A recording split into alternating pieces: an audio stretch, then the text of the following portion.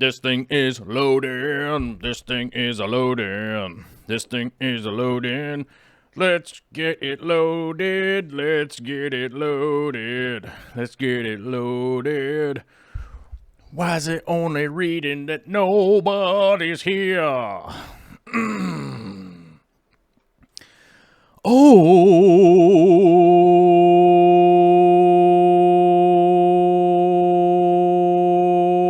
internet coming down the mountain. Internet coming into the sea. Internet coming to the live show. What's up, Internet? How you doing? 7 people here today. I see you out there. How you doing, everybody? Let's go check out who was first to the chat today. Sopoloco E55. It's so specific. It's so specific. And you know what? Since Sopoloco was first to the chat today, let's see.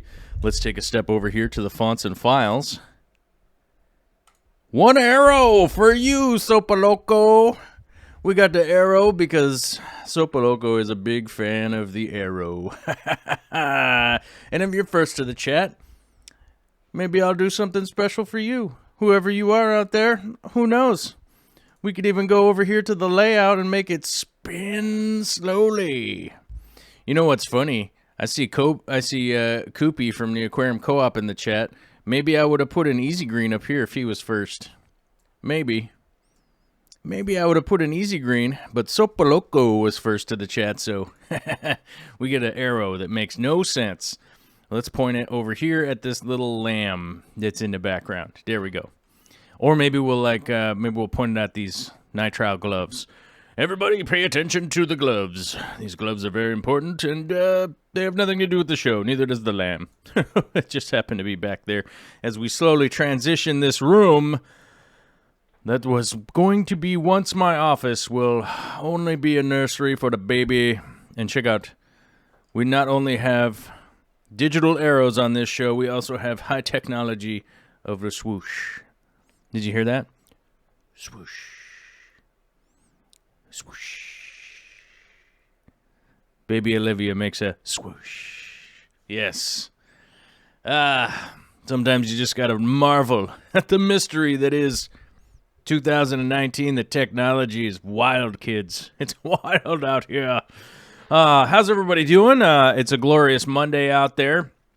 And happy to say, happy Monday to everybody out there if you're having a regular Monday. Here in the United States, it's a bit of a holiday in remembrance to Martin Luther King Jr. And for a long, long time, I spent many years of my life living in a county named King County, named after Martin Luther King Jr. Proud to say that I lived there. Proud to say this is a marvelous day in remembrance of a marvelous man that was unfortunately taken from us way too early. It was the one thing that I definitely was brought to my mind just a little while ago in thinking of Martin Luther King Jr. was that, man, I really wonder what else would have come from that man if he had gotten to live his full length, but unfortunately taken from us prematurely. That's a drag. But it's a good day to really think about that. Equality is an important thing, and that stuff's very important. I'm not going to get super deep into it with you guys, but it's important to remember that wasn't that long ago. It wasn't that long ago, and we still got steps. We're moving in the right direction, though. I think I think, one way or another. Rocky's here. James Leiser's here. It's Nature Man. Alyssa Bentley. Mellow Moogle. Denny's Fish Tanks. Gerson. Will's Aquarium. Big D Smoke. Don't want to... Oh, Frank Dominguez. What's up, Frank Dominguez? Good to see you. He's coming all the way from the attic. Andy Dick is here. The world famous comedian is here. Good to see you. The Turtle Girl coming on down on a mundane Monday. What? Maybe you're having a Manic Monday? Maybe you're like, it's just another Manic Monday. Oh, whoa. That's my Sunday. Wait, is that how it goes? That's not how it goes. Oh, no. It's like, I wish it was Sunday. I don't know. It's a Prince song, man. I can't do Prince anymore. I'm too old. Too old to be singing no Prince songs. It's crazy. Can't be doing that. Can't be doing that on an actual Monday. I mean, come on now. Let's see, who else do we got in the chat? And get done saying hello and let you know what's going on with the fish stuff. If we see any fish stuff questions, we shall answer them. As we know, I like to chat with you guys and go a little back and forth. I see what's going on your Martin Luther King Monday. Jeffrey Myers is here saying, "Hola, fish fam, lurking as usual, doing the dad thing and H2O changeroo." Oh. Must mean he's doing water changes on his fish tankery, which is generally a good time. One of the things I was listening to today was an interview with Diana Wallstead, and I found it in the depths of YouTube. I found it in the depths of YouTube. I think it was a fairly old interview, but it brought to my attention a few things, and it was kind of nice that some of the things that she talked about in that interview that I thought was pretty important. I thought it was pretty important in some of the stuff that she mentioned in there. And, this book came out in 1999, I think. And one of the things that she was talking about is it took her from getting back into the aquarium hobby in 1987 to getting this book out in 1999. And it's the Ecology of the Planet Aquarium.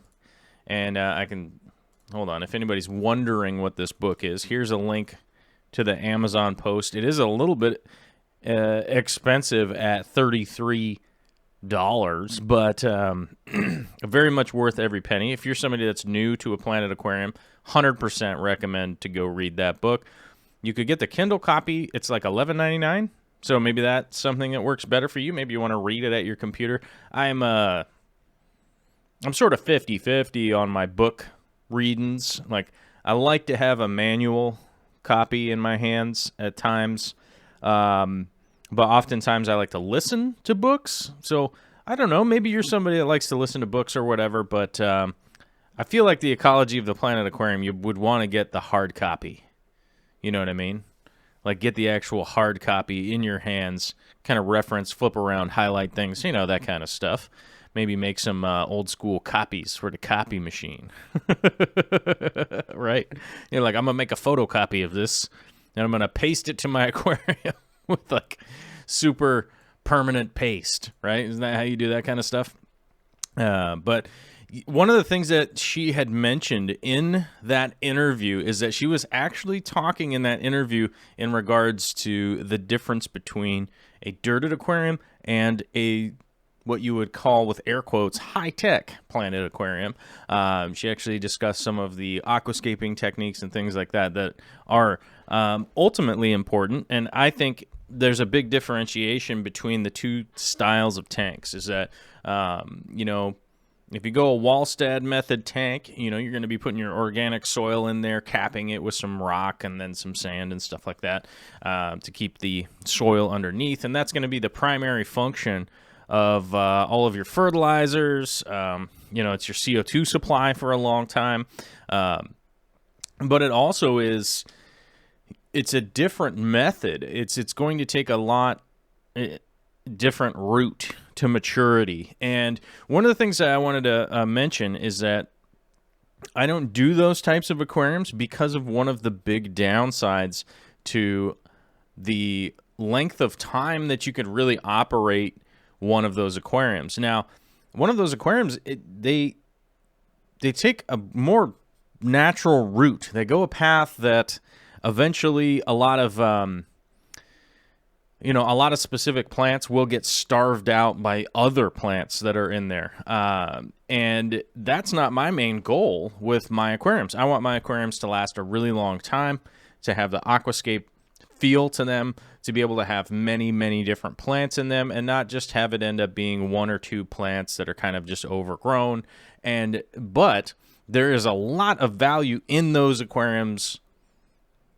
That being said, there's a lot of value in those aquariums and doing them that style. You definitely learn a ton of stuff, and you definitely are going to go somewhere that I find to be very interesting, just not necessarily what I'm maintaining currently at, in my fish room. Now, I think at some point in time, I think everybody should do a dirted aquarium, but you should be going into it, knowing that is going to be a long-term kind of, you want to learn actually the natural progression of the seasons and the years. It's going to, by the time you get to year 2, you're going to really have gone through a lot of changes, natural changes in the tank, and things are going to be going a certain direction. And you're eventually going to have to upgrade to a high-tech tank within the same system if you are trying to do things like, oh, I want to grow specific stem plants. I want to grow some, Alternanthera renekii. I want to have this crazy red plant in there too, and that kind of stuff. That's also one of the reasons why there's quite a long discussion, well, not super long, but a long discussion thread in the latest video that came out with the Crypt Nuri, which I think was yesterday when that came out on this channel. And people were wondering, like, what fertilizers do I use and that kind of stuff. And I thought it was really contextual because I actually went with Corey yesterday. We drove all the way down to Oregon. I helped him load up the truck, and then we came all the way back, and then he went and offloaded it. So I didn't have to do, which honestly, I think offloading would probably kind of be the funnest part to me, just kind of methodically taking boxes off of the truck. But I didn't get to do that part, which was cool because, but that all aside, whatever, that's just a personal weekend story, I guess. We did all that, but one of the main reasons that I'm a big advocate of, easy green, easy iron, those two in conjunction, is to maintain an aquascaped tank or a dirted aquarium that's like a year and a half, 2 years old or something like that. It will be time with a dirted aquarium to eventually start adding fertilizers and adding CO2 and doing all that kind of stuff. Like, you're going to have to inject CO2 later on. Like, you're going to be able to avoid that at the beginning of the aquarium, but eventually you are going to have to start to kick in some of that extra stuff if you are going to want to do more of an aquascape tank versus sort of just 2 and 3 species kind of jungle situation going on. I noticed a bunch of people saying, Oregon, were we in Oregon? Yes, we were there. We literally stopped for like 18 minutes to load the truck. We just basically pulled up. We backed up the truck super fast. We did like a Rockford turnaround. You like pull the e-brake and like spin the truck around, and then loaded it up, slammed the door shut, and drove off. Literally, because it's just, honestly, for Corey to go do that, it's like a 12-hour project. So I think he left his house at 7, picked me up at like 8:30, and then we were back here like 4:30. So for me, it was, like 8 hours. Like, it was, we drove down, loaded up, and then we drove back. It was about 8 hours. But we also had a bunch of stuff that we were talking about and stuff like that. So it was kind of like a really good time to like we might as well go do this thing, and we could have we could have like a meeting with the air quotes around it and just kind of discuss a bunch of stuff going on. So it worked out pretty well, but we just, to anybody that feels offended that we were in Oregon and we didn't stop by, don't worry, we didn't stop by anything, so it was just, we literally put gas in, got it, and just jammed out of there. Like, we just had to go, but it worked out pretty well. As far as I could tell, everything was good, and that was all great, and it was very contextual to, like, some of the podcasts I was listening to earlier, live streams, and, and that kind of stuff. It was kind of weirdly contextual, so I did want to remind people that, yeah, go check out that book, read that book. John Gonzalez with a $5 super chat says, my dirted tank is in month 15. It took about 10 months to stabilize. Yeah, it does take quite a long time to stabilize the tank, and then, as you're in month 15, so you're probably, eventually you're going to get to that point where the plants aren't going to be growing as fast. They are going to kind of die back, and eventually other plants are going to starve out some of the, less capable plants, which is interesting for sure. It's 100% interesting, but if you're like me and you're going like, oh, one of my plants is dying and I don't know what's going on here, that's going to be the best way to mitigate that, is I would do a little bit of liquid fertilizer and add some CO2 in, and then hopefully that will stave off, one type of plant out competing another plant, right? Right. Yes. Let's see here. Yeah, go Oregon. Go Oregon Ducks. I like that. Allie was asking something earlier, which is, hey guys, would a Fluval Aquasky be a good light for highlight plants in a 20 long since it's so short? I would imagine that the Aquasky would do great. I don't have a ton of experience with the Aquasky light specifically. As far as I know, it would be an admirable light in a 20 gallon. It's, you're not going to need like a really intense amount of light in a 20 gallon. I mean, I've done desk lamps over 20 gallons and stuff like that. You're not going to really need too much going on with them. The water box says my soil tanks do pretty well. Quick with CO2 at the start. Yeah, you also need to remember that, all the organics breaking down in a soil tank is creating a ton of CO2. So remember that. So I would keep that in mind. If you're injecting CO2 and also creating a lot of CO2 with the organics breaking down, that's that would be probably something to watch out for.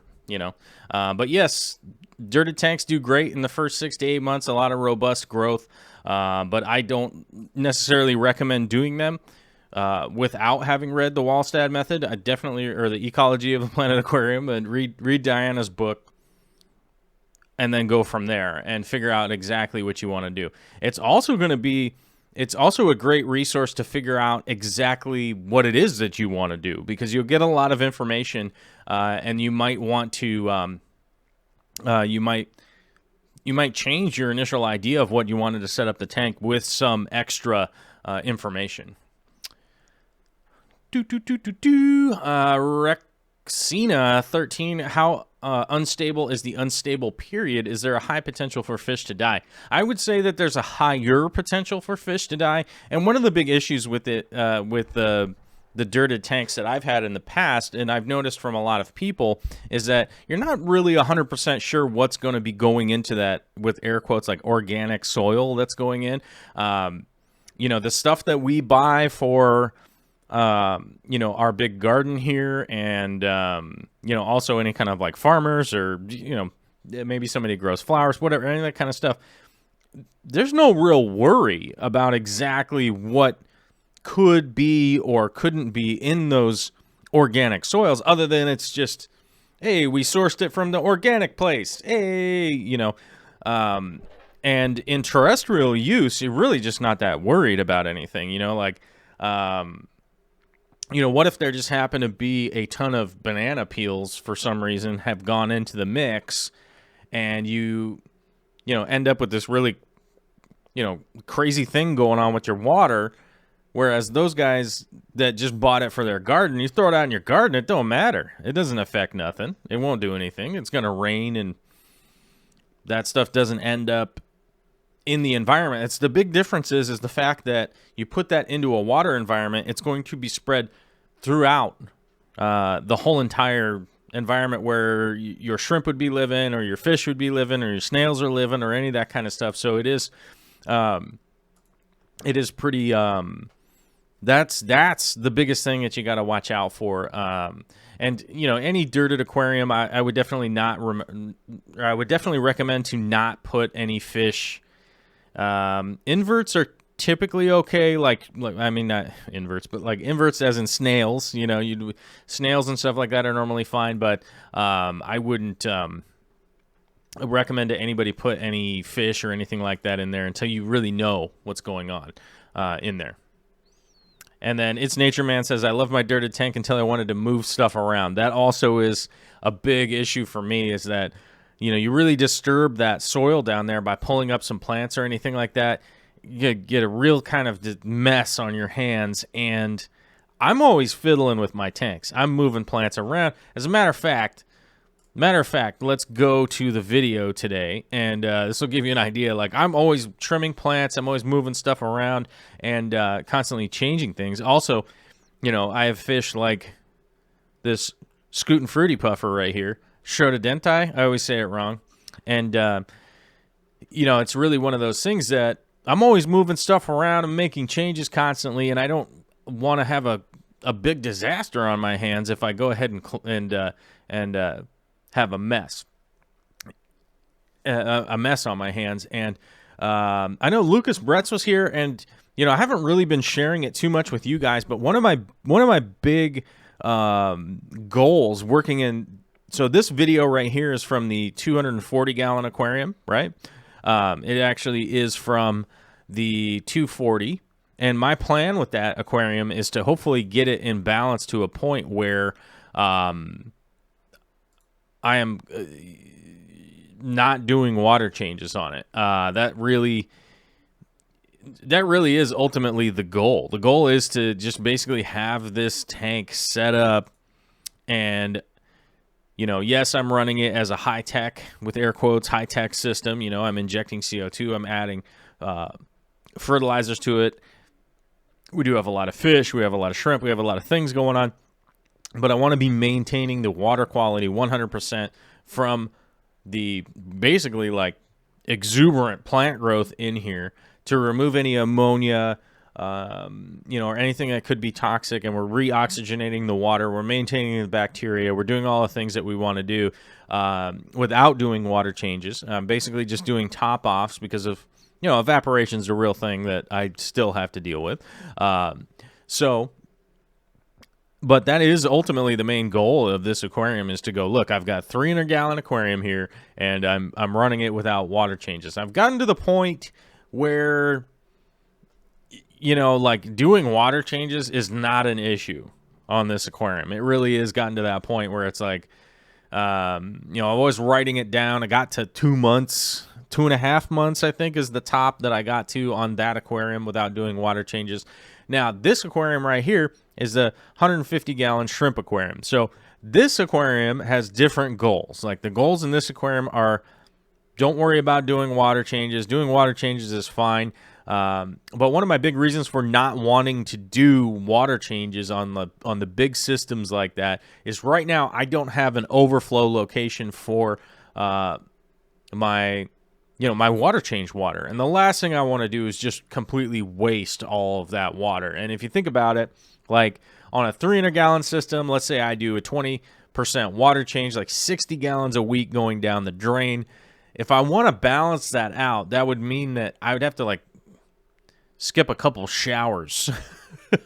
You know what I mean? Like, if I just wanted to think in terms of, you know, my affect on the world, and my you know, my hobby could be potentially wasting water, right? As you guys know, in the summer times, or, you know, early spring, through the summertime, through the fall, I have a place to put my water in the garden. You know, I do my water changes and go straight into the garden, feed the garden. And that is an overall water savings realistically, because we were going to use that water. We were going to use some water to feed the garden anyhow. So I feel like that's almost a balance, right? I'm creating some food. I'm doing something beneficial. Obviously, I keep dealing with these weird tree rats that showing up in the garden, but it's beneficial for the environment realistically. I mean, one way or another, it's working its way up the food chain and feeding the coyotes or whoever's eating the weird tree rats, right? So at the very least, I feel like,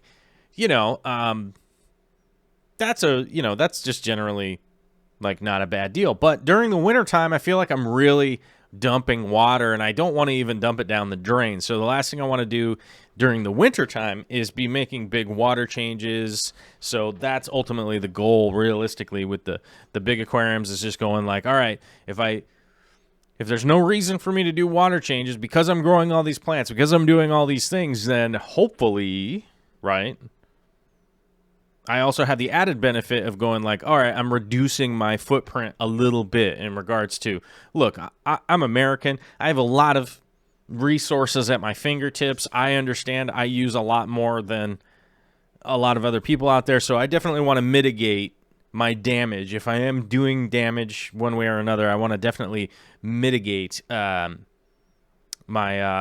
affect, on the earth here as much as possible, and not be overusing things. Jackson K says squirrels for the non-Joel people. I will tell you, these are rats. They are very strange rats, and I call them tree rats because they have so their tails are twice as long, and they go up the trees. Now, most people would think, oh, it's like a possum, oh, it's like a squirrel. They're out competing the squirrels. I only have a pair of squirrels around, but these are rats, and I have caught a bunch of them, and I'm trying to figure out specifically what they are. They have really big ears, and they have their tails are about twice as long, and they definitely do spend a lot of time in the elevated areas. So they're up on the fence, they're up in the tree, they're going up. These are upward rats. These aren't going down. They like to be up, and so very interesting whatever these rats are, but definitely trying to catch them. Oh no, guys, we gotta jump out from the video here. I know you guys like the Scootin' Fruity Puffer, but we've got a surprise guest on the show. We've got Vicky Toria and sweet baby Olivia making an appearance on the Monday show, because on Mondays you have to get right here. And if you go that way, then I keep moving that way, and then you're behind me. Yeah. So that's a sweet baby Olivia right here. Oh baby. Oh, my baby. Oh, she's being shy today, you guys. She's being super shy. And but baby is doing great. So everybody that was asking about the baby update and how Vicky is doing, she's just being a hot foxy mama. Yeah. And doing quite well. I'm happy to say that we have a day off. Well, Vicky has a day off today.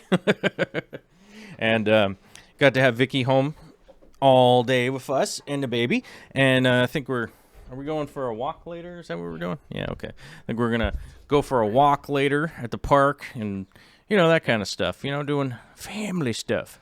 So let's go back to this video. And I actually had it. Where were we? We were right over here. Okay. Oh, watch out. Look at them rummy nose going wild. They're eating some snail parts.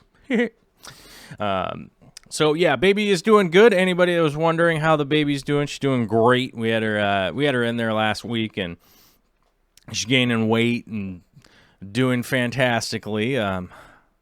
So everything is definitely going well. Lori is asking, does Olivia enjoy the aquariums? You have to bear in mind, she's 10 weeks old. She 10 and a half, 11 weeks. I don't know how old my baby is. 11 weeks, I think.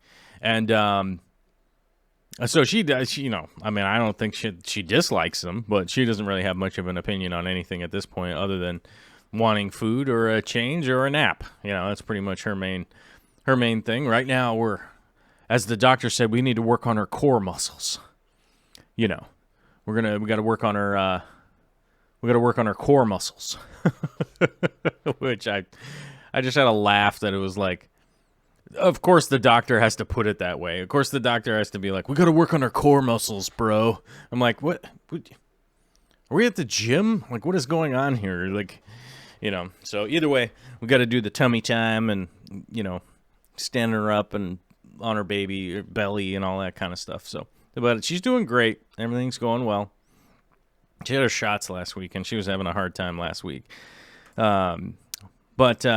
Speaking of baby having shots, sometimes I don't know who watches this show, and sometimes I'm very impressed. Sometimes I'm very impressed by,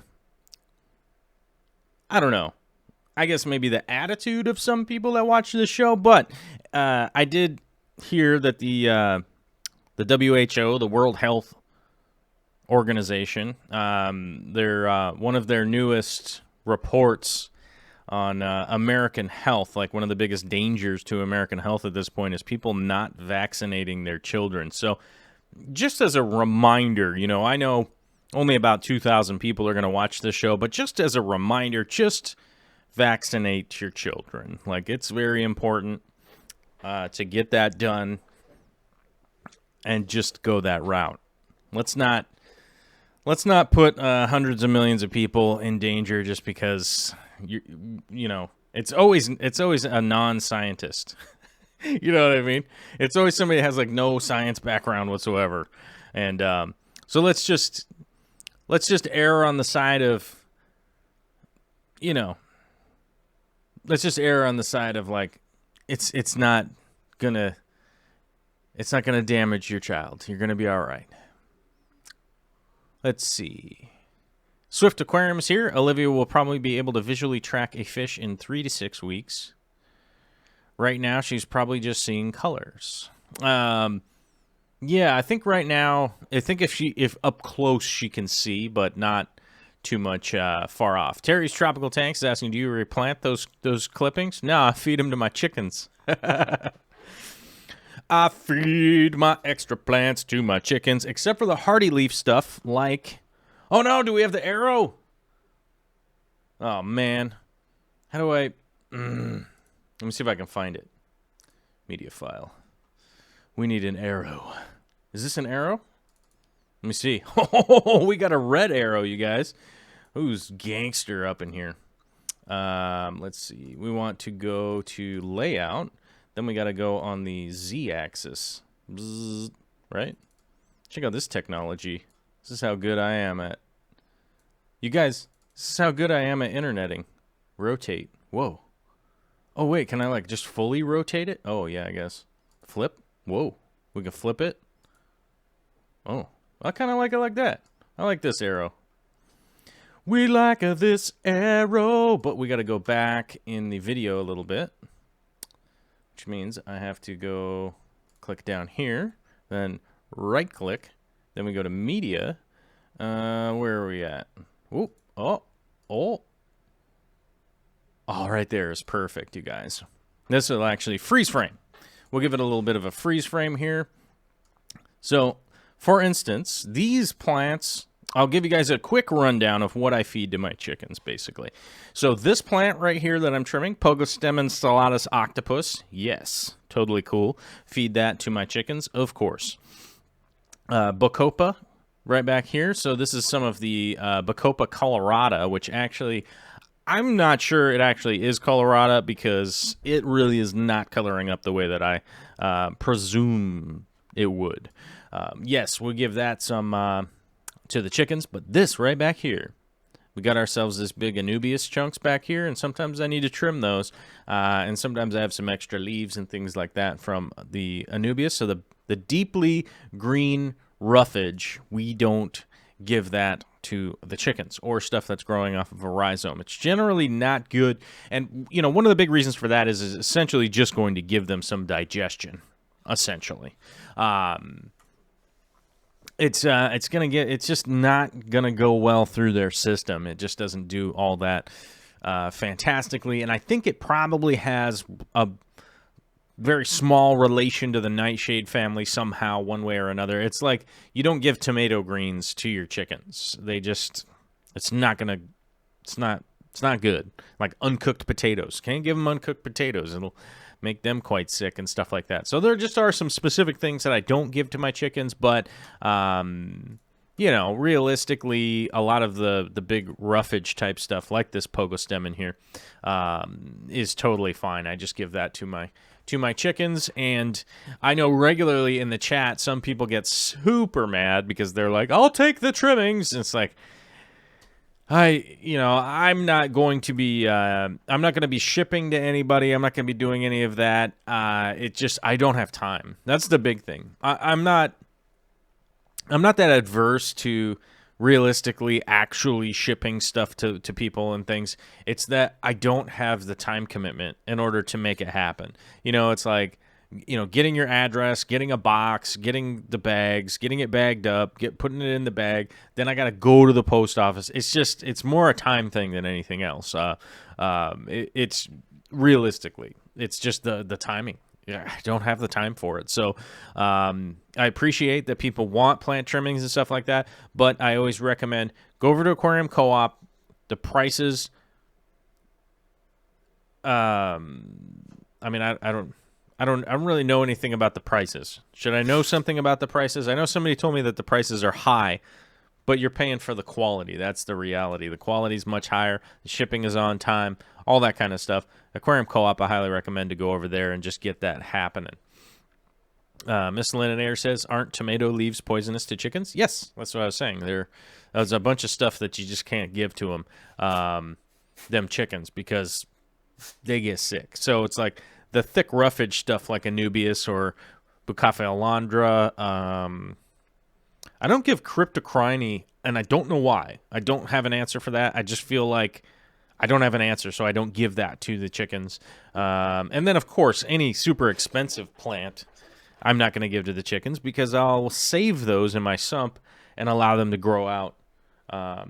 I'll grow them out in the sump and let them reproduce, so I'll have more of them and be able to pass them on to somebody in person at some point in time. Candy Overhauls just posted the Coop link. As you guys know, the Aquarium Co-op is the affiliate sponsor of this show. So what does that mean for you? If you go there and you go through our link, it basically, if you go through our link and you go there, right, it basically gives a little kickback to us. Just the same as if you happen to go through the Amazon affiliate portal, it will give us a little bit of a kickback, and it just costs you all nothing. Now, if you're somebody that's like, man, I jump on here and this dude helps me out a lot, and I want to keep this dude making this show, you know what you could do? You could be one of those people that pops over to our Patreon page. Now, our Patreon page, which is confusing to some people. Oh, I think we had somebody leave. Yep. We got a notification here. Oh, no. Oh, no, we didn't have anybody leave. We had somebody join. Oh, that was 3 days ago. Okay, no worries. What's this notification for? Why are you giving me a notification, Mr. Patreon page man?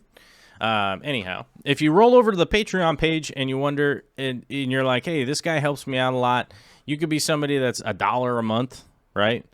It's a once a month kind of deal. You could go over there, you could do it a one time and then delete it before it charges you again. I believe it sends out an email ahead of time before it charges you for the second charge. But it could just be as little as $1 a month, and you want to help support. The reality is, we had Swift Aquariums did the math the other day on how many videos I've put up and stuff like that. It's 900 and something, and it's equal to 5 weeks or something crazy of I forget what it was. It's just a ton of content. But if you're somebody that wants to help continue this train a rolling and making more shows and making more edited content and stuff like that, it really is just it is paramount that you guys do that. The Patreon thing, like I don't even know if I would be doing this anymore, making anything anymore, if it wasn't for all the people over on Patreon. There is not to badmouth YouTube. I know YouTube does a lot of work, man. They host this stuff and post it all up and everything like that. But, the AdSense share for a smaller channel isn't that great for the amount of work that you got to put in. I understand, people like Peter McKinnon, you got 10 million subscribers or whatever it is, and those guys make really good money in comparison to how much, how much time and energy they're putting into something. And that is the perception. That's the perception to a lot of people out there that, everybody's like that. And Peter McKinnon, I think, is one of the top 500 on the whole platform. I'd have to look it up, but he's in that top very small percentage. Just to give you an idea, I looked it up earlier. Maybe. I don't know that I looked it up earlier. I think I looked it up last week. But in order for us to crack into the top 50,000 channels, we would need to get over 250,000 subscribers, just to give you an idea. So, as appreciative as I am of the 22,000 subscribers, 22,000 plus subscribers that we're at right now, we are a small channel, and we are 100% dependent on all the super generous Patreon people that are like, hey, man, here's $1, bro. I'll give you $1 a month. That's $12 a year. Or you could be one of the crazy baller people that wants to sponsor at a higher level, which you can. But yeah. It's a big thanks to all those the people on Patreon and stuff, and we're just gonna keep on rolling. We're just gonna keep on rolling because it's 2019, you guys. Why would we stop rolling in 2019? It just seems weird. It seems weird to we're just gonna not keep rolling. Why? Because it's 2019. That doesn't make any sense. So forget about it. We're gonna keep rolling. It might make sense in 2020 to quit. And be like, we're going to burn the internet down. It's 2020. I mean, it's at least a round kind of cool number, right? And then we could be like, hindsight is 2020. Internet, burn it down. You know what I mean? So, yeah. Anyhow, that's the pitch. You could do free stuff at Amazon. You could buy stuff at the Aquarium Co-op, or you could be a patronizer, or you could just watch shows and hit the dang like button. And remember to share this with your grandmother, because grandmas like long format shows just like this one. You know what I mean? Maybe she'll just be like, maybe she has no interest in fish tanks, but she starts watching this show, and then she's like, you know what I got to do? I got to get myself a fish tank. Which would be cool. I'd like to bring more grandmothers into the fish keeping hobby. I think it would be a good hobby for them to be working on. It gives you an opportunity to be gardening all year round.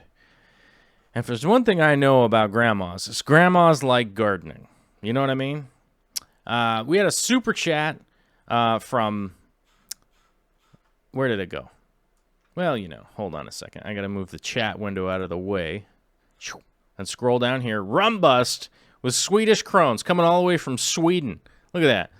Rumbust from Sweden kicking in a super chat of 17.14 Swedish Crones into the old tip jar. Thank you, brother. Much appreciated. And somebody asked me a little while ago in regards to the join button. Like, people were like, why don't you just have a join button on here? That would be so much easier. And I'm like, well, first of all, I can't have a join button because I don't have enough subscribers. They haven't enabled it for anybody my size. You have to have, first you had to have over 100,000 subscribers, and then you had to have over 50, and then for some reason they went down to 30 from there. So we still don't have 30,000.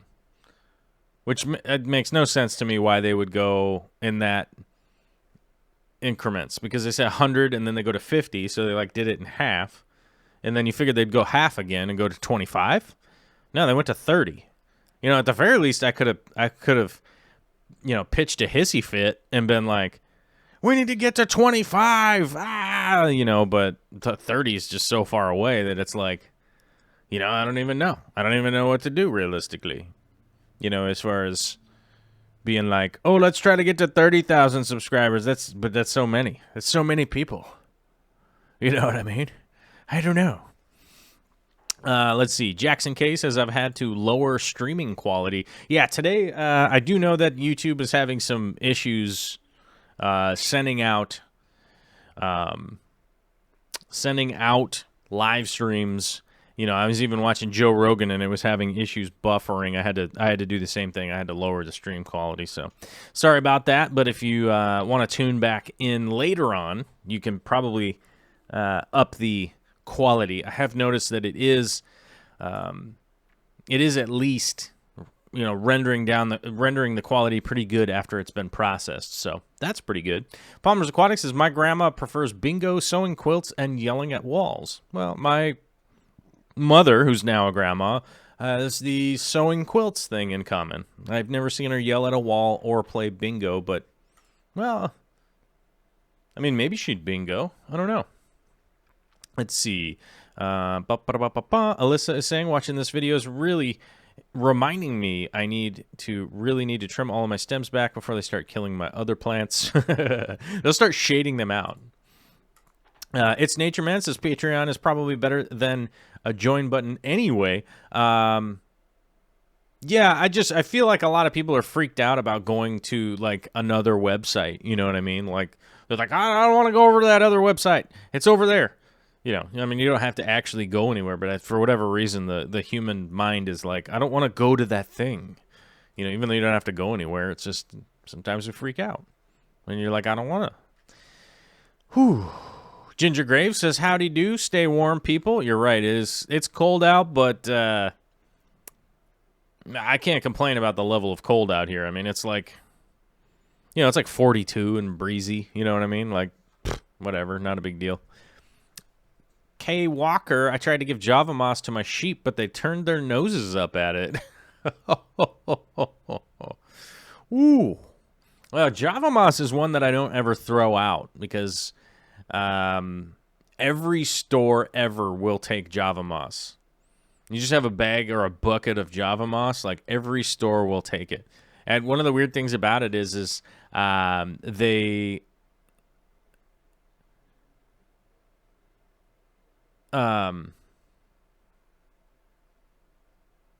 can't source Java moss from anywhere. You can't really like buy it, Let me see here. Try to catch up with the chat a little bit back here while I was yammering on. Swift Aquarium, 3+ weeks of nonstop videos and counting. Oh, so it's 3 weeks. 3+ weeks you could have just playing this channel nonstop. Which is weird. You're probably running into me talking about some weird stuff, that's for sure. Swift is asking, do you know of a good resource for identifying the different mineral preferences for plants? Ooh, that there isn't a real simple way to go about finding the different mineral preferences for specific plants, but with some short research, you can actually identify some of the characteristics of plants, and then from there, sort of extrapolate the minerals needed. You'll be able to do the minerals needed from, by making those steps. You'll be able to start to figure that stuff out. It's one of the reasons I recommend Easy Green and Easy Iron. It's a pretty comprehensive. Fertilizer that's really easy to use. So, that's one of the reasons that I recommend it, because it just is really sort of one step.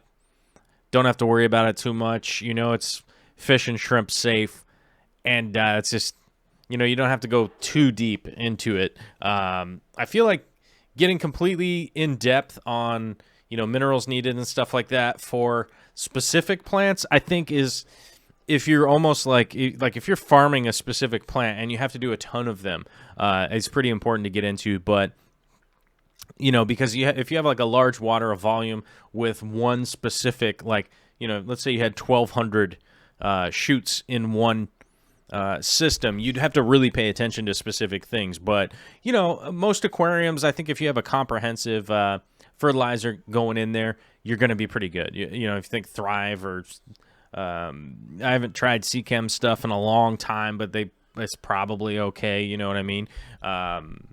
You know, I recommend the Easy Green because I use it myself, and it works out pretty well. So it's pretty much exactly what I'm looking for. So, Natural Aquarium says, "Yo, what's up, party people?" I don't know what's up, party people. How you doing? Ginger Graves, I was driving from Tennessee and Atlanta to visit parents, and listening to your live streams on replay keep me company. All right, you must have some YouTube Premium, right? Well, it figures like the way you got to do that. Let me see about the chat here. Got any other questions? Cast-offs are better than my regular... Oh, my cast-offs... Cast-offs are better than your regular plants? Oh. Well, you know. That's just keep working at it. It's not magic. You just keep working at it, and it gets better. All right, I think I'm caught up on the chat here. John Gonzalez with another super chat. This show's just going to be sponsored by John Gonzalez today. I like it. Does Pogostemon stellatus octopus look different before it fully converts to water? Yeah, 100%. I think Jimmy was here Friday. Jimmy and Lucas and Corey and Dean were here on Friday, all four of them. And as far as I know, I think Jimmy posted some pictures. I have the Pogostemon growing above water, and it looks way different. It looks way different. It has purple flowers on it and stuff like that. But it definitely looks a lot different. It's a lot deeper green. It has a much wide leaf. It still does grow long, but it's just wide and kind of chunky, if that makes sense. And it's a much deeper green. So it's really one of those things that, you know, you could, you know, and you definitely can grow it above water. It does grow above water. It does definitely grow a lot. Not as, it's way different looking. Way different looking. Julian Cardenas, how do you pronounce Oscen? Just seems to be two ways to do it, especially when I look at the Latin pronunciation. It seems country to country, just some people are saying it different, but it's Oscen or Oscene or Oshen, you know. Just really depends. It's a dead language, so I'm never really offended if somebody they're saying it one way or another. It's not like it's my last name or anything like that. I think as Sopaloco would know, it's my old gamer tag. It's my old gamer handle, so that's why this channel is named after that. And I just rocking with it the same way because, like, you know, if people like the channel and they like the videos and stuff like that, they'll hit subscribe, you know. I mean, it's not like I'm swearing at them or anything like that in the you know, the channel name or anything like that. So, and it shouldn't be offensive. It just means Corvus means raven, basically, and Oscene is just the blackbird family, basically, in Latin. So, shouldn't stress people out too much. But it is weird. But people ask about it a lot. But it's all good. Julie Cardenas. However you want, really. It's Latin, and Latin's a dead language. yeah, it's pretty much the thing. It's like, you know, we're always pronouncing the Latin name of plants completely different because it's confusing. Like the Jacobsonii. You know, I was planting some of that Jacobsonii the other day, and it's like I'm sure somebody else says it completely different. I like to say the Cryptocoini, because that's how George says it, and it always makes me laugh whenever he says it. I'm looking forward to hanging out with the old Mr. Farmer here pretty soon, and I'm going to try and get some audio takes of him saying that so that I can drop him into my videos. I need to get him to do it in front of a blue screen, though, so that I can, you know, eliminate the background. Greg Bean says, sweet, first person from Alabama I've seen in any of the Fish Fam chats. Oh, we got lots of Alabama people that come in here. That's for sure. Do, do, do, do, do, do, do, do. Spadoinkle, what happened? Where's Spadoinkle? I moved to a rural area with well water, or I moved from a rural area with well water to a city water and kept everything alive except my entire colony of RCS. Ooh. Disappeared. Oh, that's a drag, yeah, but that will happen with shrimp colonies. You move them, and they'll survive for a while, but you can slowly break them down to the point where they're like not breeding anymore, and it's like, the adults are surviving, and then eventually they kind of slowly die off. But that's important. It's important to remember that if you're changing from one water source to another water source, like what you can do to adapt the water and make sure that it's going to be what you want. I use sort of an adapted RODI filter. I don't have any wastewater from mine, but I use that for my reef tank, and occasionally I'll top off the shrimp tank with it when I was getting adapted to the water here. But at this point, it's pretty balanced out, and I got it pretty figured out that I don't have to use the filtered water anymore. We had some fish clubs, and wish we had some fish clubs in Alabama, says Greg. Might be time to start a fish club. Surprisingly easier than you think these days. I mean, you could make a fish club on, like Facebook or something like that, and start to organize some people. You could definitely do that. Start a fish page, like, Alabama fish page or something. I don't know what you'd want to call it. And start to organize some people that way. That's pretty simple, and it's free. It's just you're going to use some time and go that route. You could definitely do that, but I think if I was in a place and I wanted a fish club and I needed a fish club, I would start a fish club. That's just kind of the thing. And now, nowadays with technology and everything like that, it is just some of your time. You know what I mean? You probably won't be spending a ton of money to do it. I have a lot of affiliation with AA and recovery groups and stuff like that. And because I am in recovery, I'm a addict and alcoholic, sober for almost 5 years now.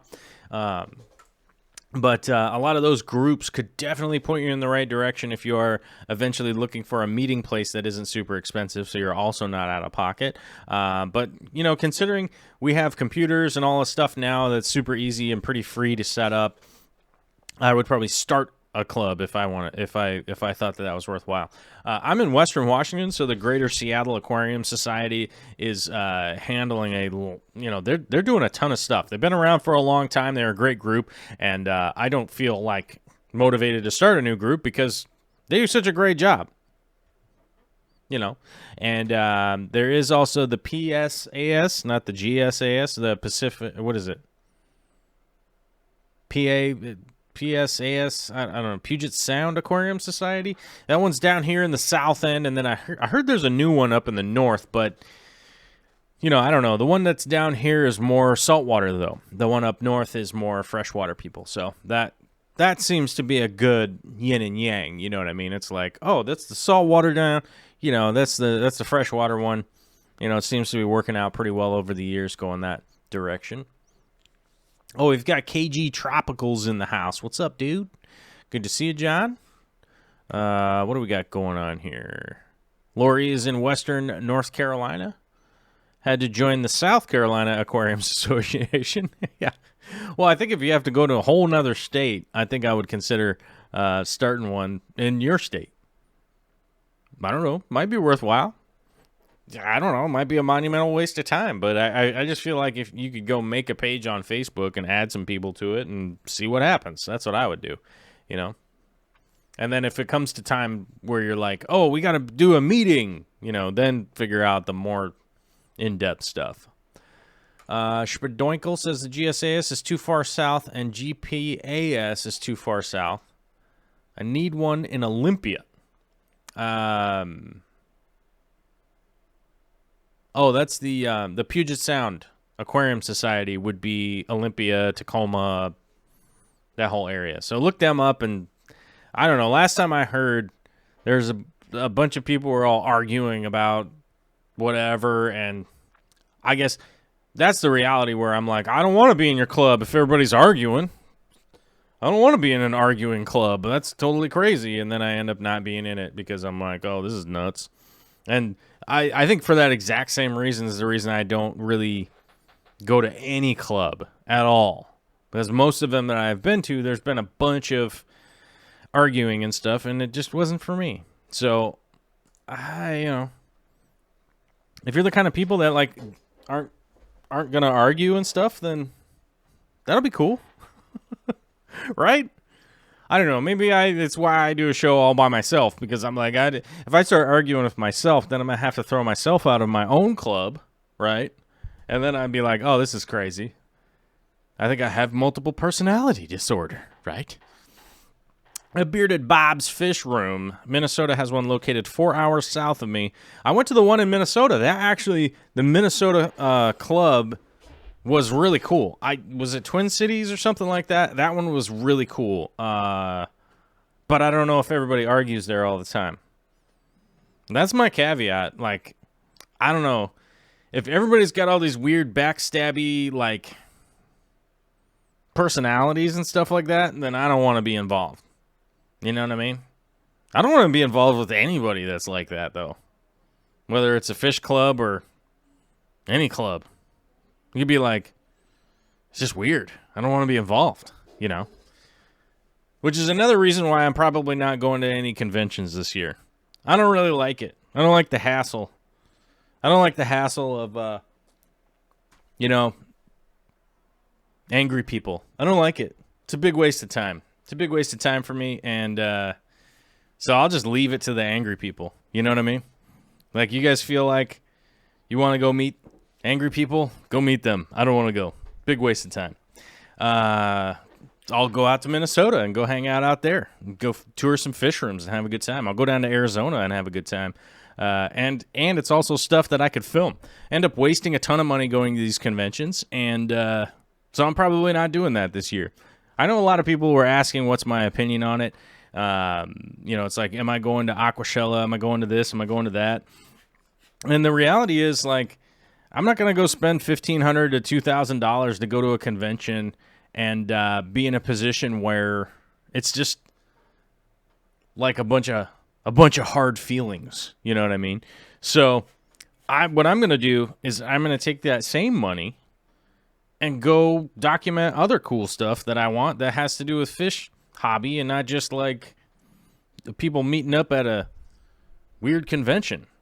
Like, maybe I'll fly out to New Zealand and go to Joel Gillett's house and give everybody a tour of the stuff going on in New Zealand. As a matter of fact, to have a man on the inside that's not Joel Gillett, we've actually been talking about going to some of the fish breeding facilities and stuff like that in New Zealand, and setting up the possibility of doing a tour.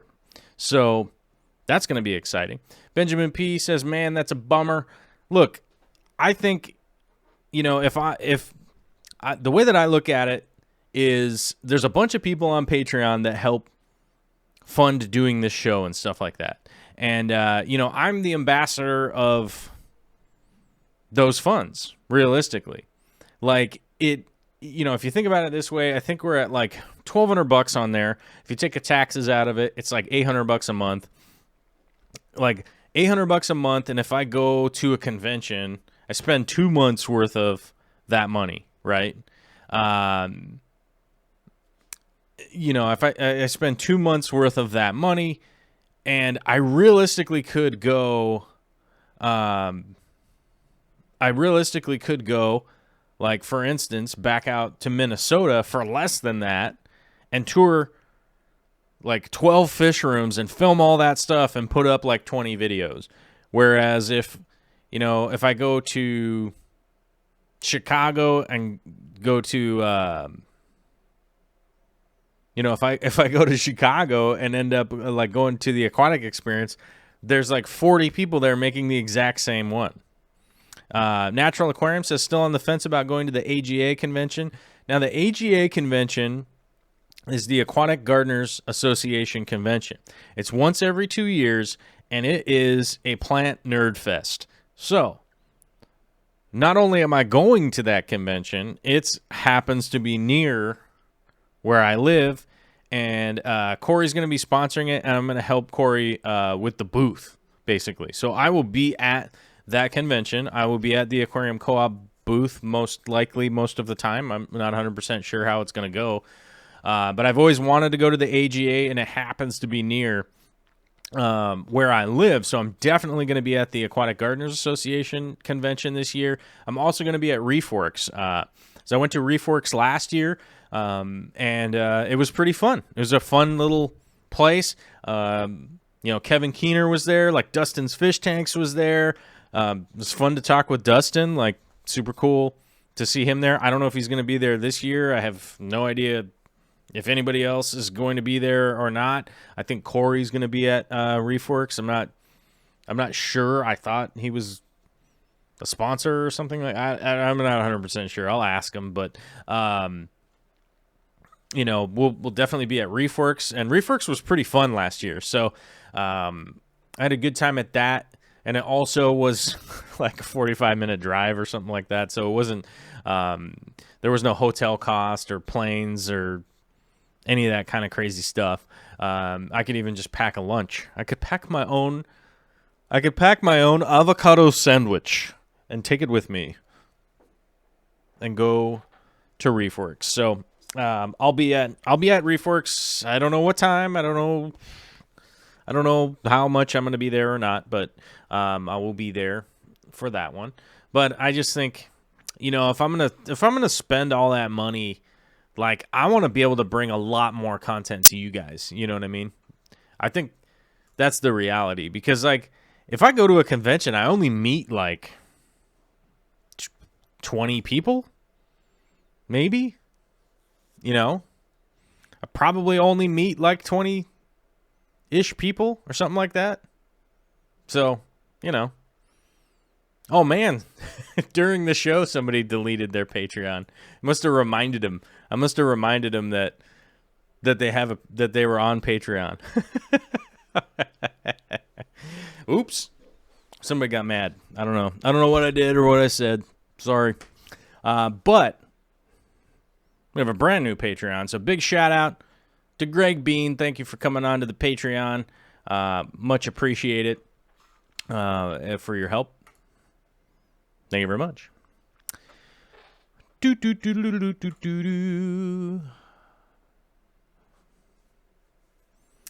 Greg Bean. Oh, he just joined. Oh, he just posted in the chat. Dumb question time. Just joined the Patreon. Not sure how to view it.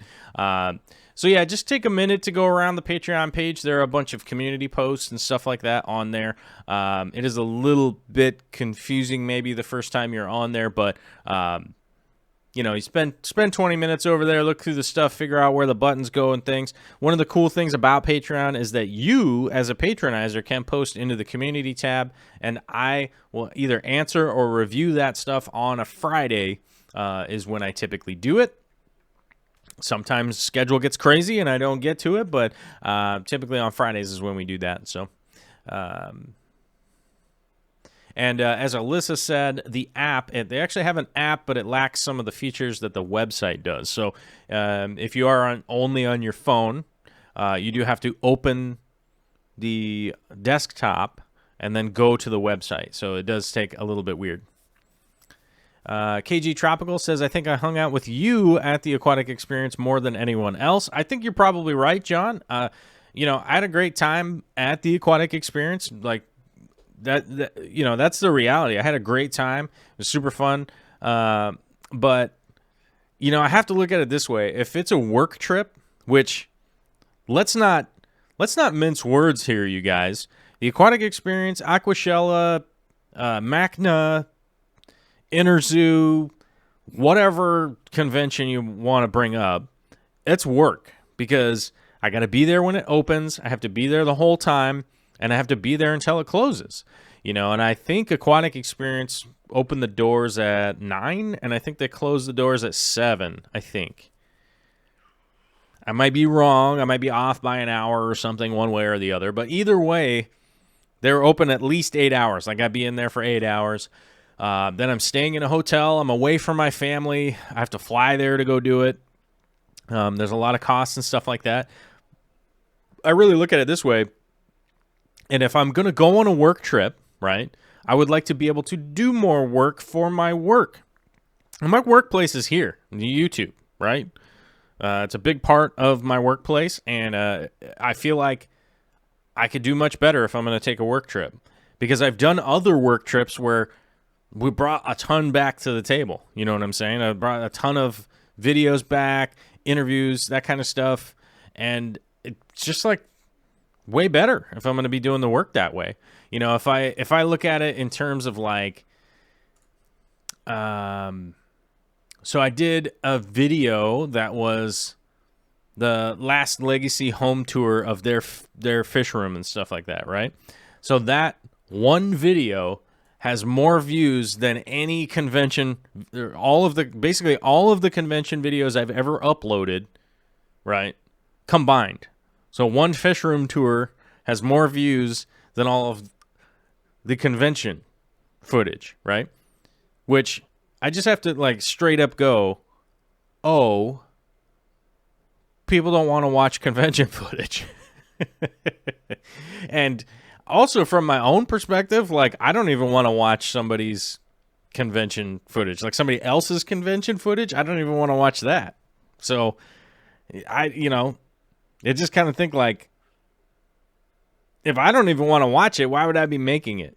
You know, and I definitely do want to meet more of the fans and stuff like that. But, to be honest, I went to the Minnesota Fish Club meeting and met a whole bunch of cool fish people.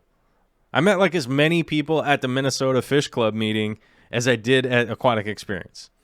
I mean, obviously I met more YouTubers and, like reps from companies and stuff like that. But I met as many fans of fish content, YouTube, whatever. I mean, literally, like, I met some people that were like, oh, you're that dude that hangs out with Corey. And be like, yeah, man, what's up? And just hung out with them and, like, talked with them for a while. Same kind of deal. So I'm going to look forward to doing more stuff like that, So I'm going to try to do more fish room tours, interviews with people. And, when the travel comes up, then I'm going to go ahead and do that kind of stuff. Lumpy Dog's wondering how often should I water my aquarium plants, asking for a friend. Well, if you have them in a immersed setup, so they're actually growing above the water, you would typically want to have water on their roots. You can either have a pulsing setup, which actually would be bringing 30 seconds of water and 60 seconds of air back and forth. You could actually go and figure out the math on that, and that would be how often you'd want to water them.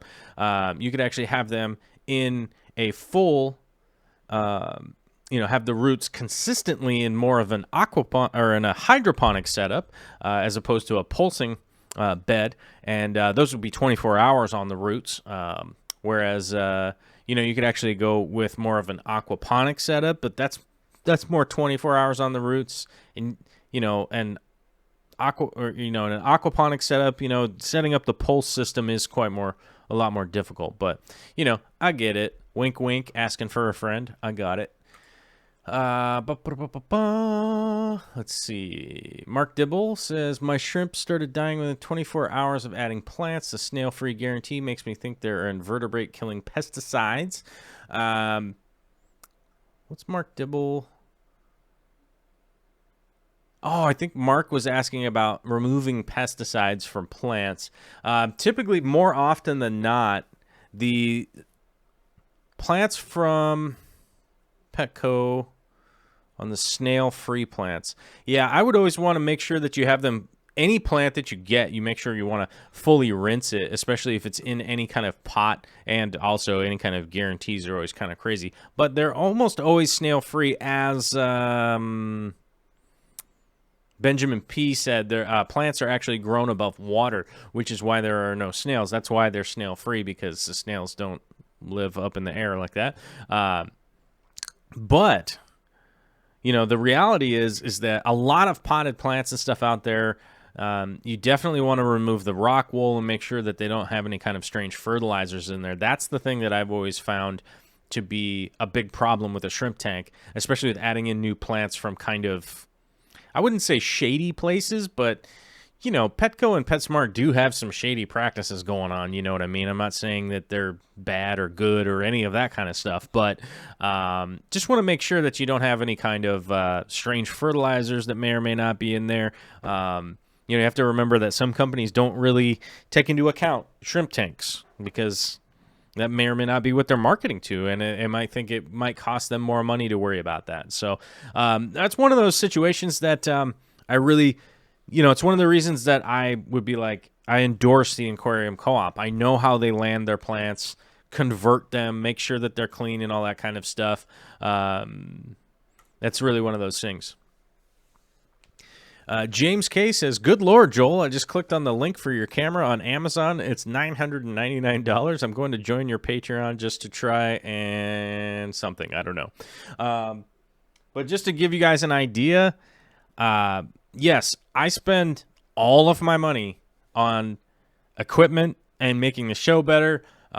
You know, whether it be advertising or bringing new products in or bringing new tanks in or bringing stuff in. You know, I've been going over all of my taxes with the accountant, which, yes, I have to pay for an accountant to do my taxes because it's so crazy.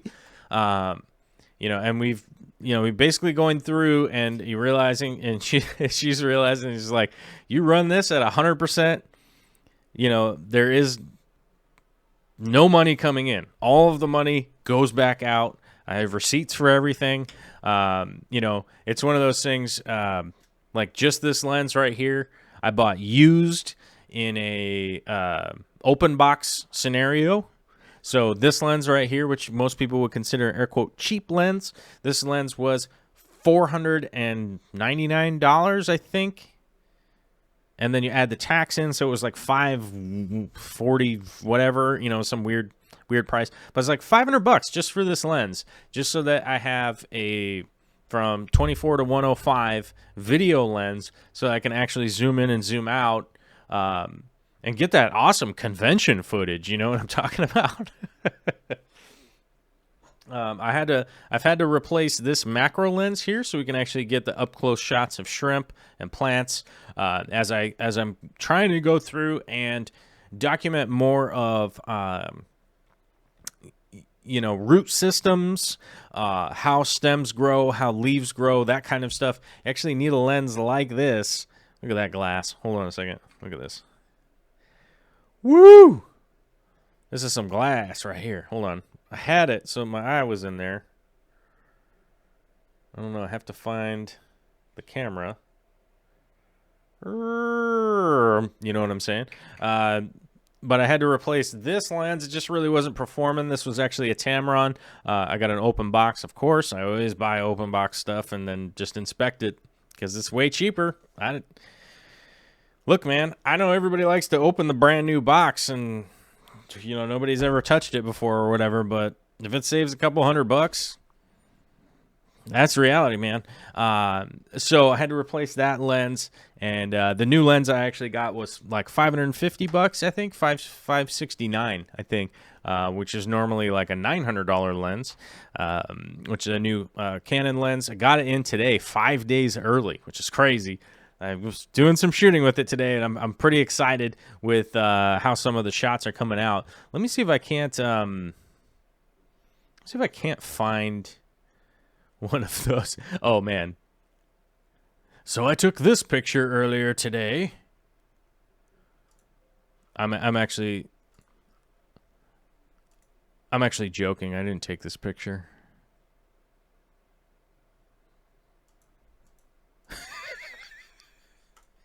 Oh, that's ridiculous. That cat still cracks me up to this day. But let me go through the files here. I need to go to video dump, renders. Nope, that's no good. We need today. Where is today? What's the date today? The 21st? There we go. Let me see. What do we got here? We got ourselves some pictures. I'll give you guys a slight preview. We got a good picture earlier today. Where is it? I have to scroll through here. Is this any good? Let's see. Nope. That is not a good picture. Let's remove that. Remove. Add source, media files. Oh, my foot's asleep. Is this a shrimp? I don't know what this is. Let's find out. Oh, there's a shrimp flying around. He's doing his free flight. But that will give you that'll give you an idea right there of just it's a rough shot. I know it's terrible, but it gives you an idea of I had to switch from the Tamron lens. I had to switch over to a Canon lens because just the Tamron lens is great. It's really something that I will definitely. This is something I'll take. I like hiking. You know what I mean? Like this lens is great. I'm probably going to take it hiking and stuff like that, do wildflowers and things. It just really struggles to deal with stuff underwater. But I'm very happy with how well the Canon lens is running at this point. But it just gives you an idea. The whole reason I'm even talking about it is just going like, oh, man. You got to have that. You got to have that Canon. And it's just like one of those things. The whole reason I bring it up is just there's a lot of people that don't necessarily think how much it costs to really do all this kind of stuff. So, but we're just going to keep rolling. Jared Byer says, I've ordered some refurb stuff directly from Canon. Has always worked well. Yeah, I was the only downside with ordering the lens that I got in today, it needed some additional cleaning. Luckily, there was no mold or condensation or anything like that inside of it. It's just on the back cap, right on the interior ring right here, there was some kind of green felt or something that had, I don't know, some kind of weird thing had gotten in there. But I was pretty happy to just be cool with that. Candy's dinner is done. She's got to go. I respect that. I would leave for dinner if my dinner was done too. Let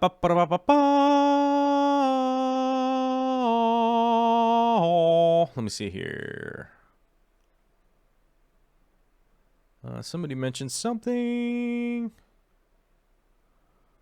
Oh, yeah. Well, I think, what's funny is we probably are actually getting to the end of the show for today. Not because, not for any other reason other than it just feels like we've gotten to the end. Yeah. Jackson K, are your tree rats bushy-tailed wood rats? No, they're not bushy-tailed. That's the thing. Squirrels are one thing. These are a different kind of rat than the typical ones I see in the area.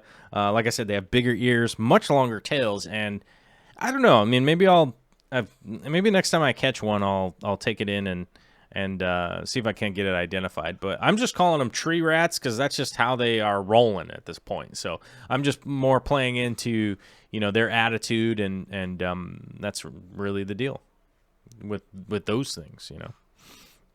All right. So Greg Bean, brand new to the Patreon. Thank you very much, my guy. I 100% appreciate it. Also, just last week, right during the Friday show, not to forget Dakota Davies and Ed and Lexi all last Friday. Man, thank you very much, you guys. Much appreciated. It's always sad to see people delete them, but it's always happy to see the new ones coming in. So hey, right? It all kind of balances out. More often than not, I always get the update from people that they just couldn't afford it anymore, and that's more often the deal. Alyssa Bentley says, wait, do we get an outro song now? I don't think we get an outro song today, but John Gonzalez with the Super Chats 2 times, and Rum Bus, thank you very much, you guys. Like I mentioned, hey, if people are sponsoring the show, I'm going to do the show. Right? The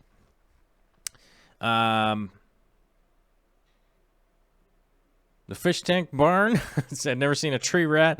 Had a boss who was trapping mice, and it turned out to be a protected shrew. Well, I do know the difference between shrews and mice, that is for sure. I've been around both of them quite a bit.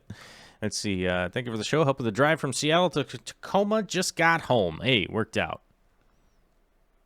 All right, guys, I'm going to head out for today. Hopefully everybody has a fantastic Monday out there. Don't light off any fireworks. Don't get super weird. And Oh yeah, like button, subscribe button, that stuff. I guess super important, I guess, because YouTube gets mad or whatever. All right. Talk to y'all later.